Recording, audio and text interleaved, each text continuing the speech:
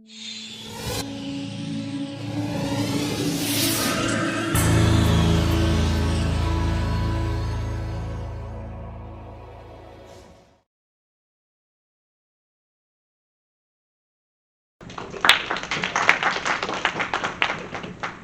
a valid question to be asked in this generation is, are athletes suffering from physical or mental health more?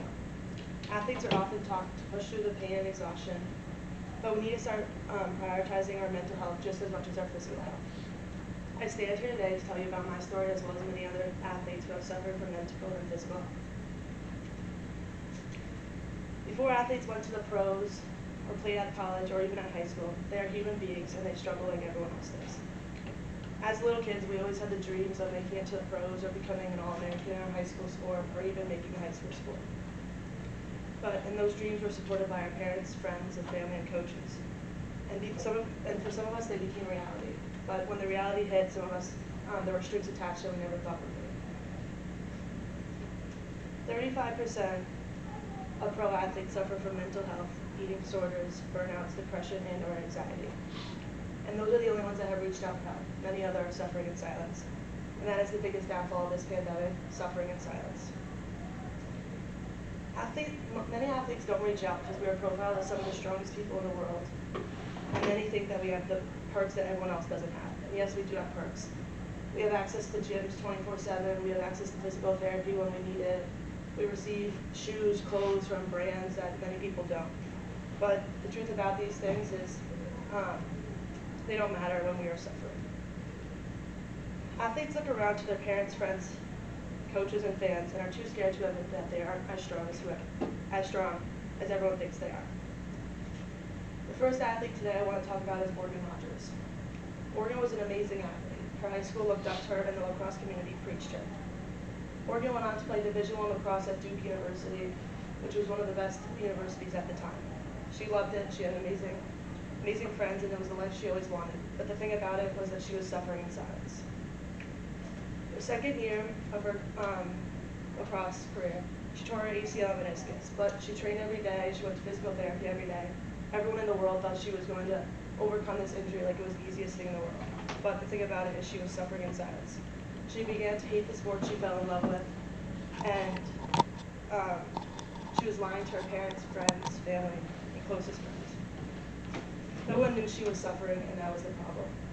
Later that year in July, after her injury and suffering in silence and not talking to anyone, she killed herself late July.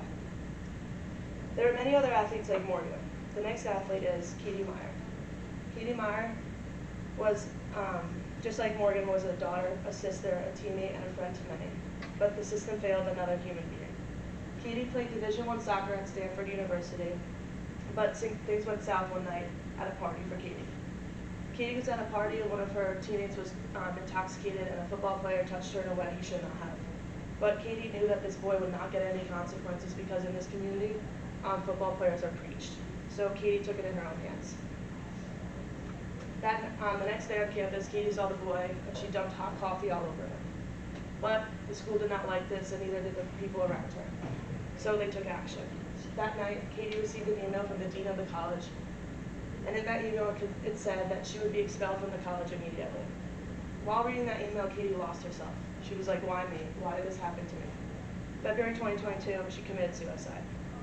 Many of you may think that she overreacted and there were probably other routes she could have taken instead of killing herself, but that's the thing. The system failed her school failed her, and the community failed her. I wish I could not stop now and say that these are the only athletes who have lost the battle, but I'm not done. This is Sarah Schultz. Sarah was a runner for Wisconsin in the track and field. Sarah lost herself while juggling academics, social life, her family, but last but not least, athletics. Her family says Sarah took her own life. Balancing athletics, academics, and the demands of everyday life overwhelmed her in a single desperate moment. Like you, we are all shocked and grief-stricken while holding on tightly to all that Sarah was.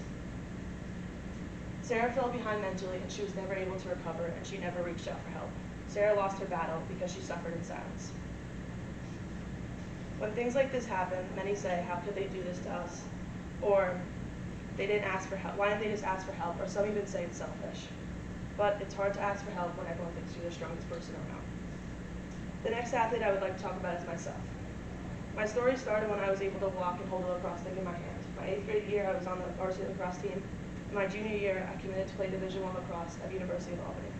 But my real story began February 20th and March 18th.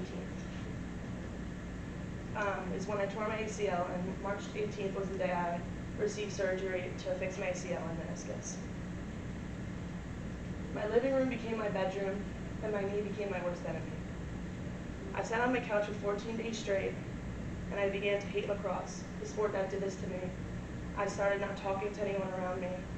I stared at my leg all day, and I tried to lift it up with any muscle I had in my leg, and I couldn't do it. I wanted to give up. I didn't think I was going to make it through it, but one day I decided this wasn't going to be the end of my story. I became a Morgan's Message ambassador. Morgan's Message is actually an organization that is in honor of Morgan Rogers, the Duke player that I spoke about before. I joined because I didn't want anyone else to suffer, and I didn't want people to suffer, like me. Morgan's Message strives to eliminate the stigma surrounding mental health within the student-athlete community and equalize the treatment of physical and mental health in athletics. We aim to expand the dialogue on mental health by normalizing conversations, empowering those who suffer in silence, and supporting those who feel alone.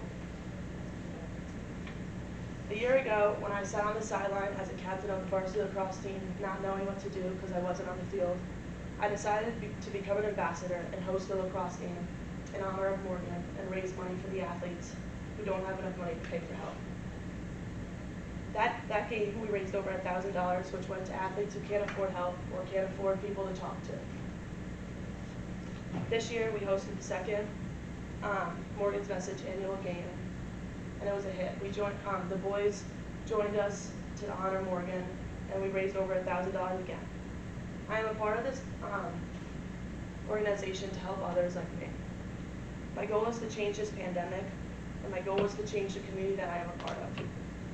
Athletes need help, and we have the resources.